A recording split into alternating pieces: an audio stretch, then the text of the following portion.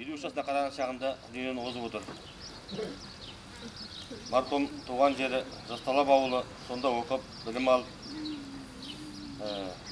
орта мектепті аяқтағаннан кейін 84-86 жылдары әскер қатарында болған.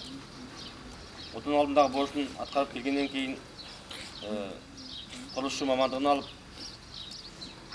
қазіргі жары Гүлшара Құрманғалиқызымен семья құрған.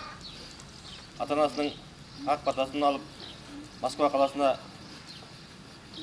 қол ұстасып бірге кетіп, еңбек жолдарын тұяқта бастаған. Дүниеге 2 ұл әкеліп, сүйікті әке бола білді.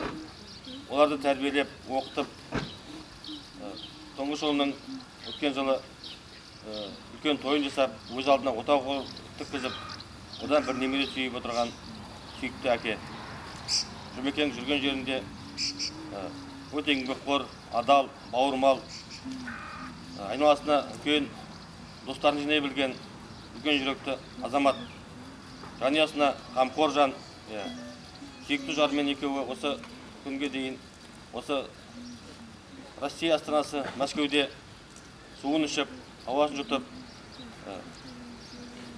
өте әдемі өмір сүріп келген.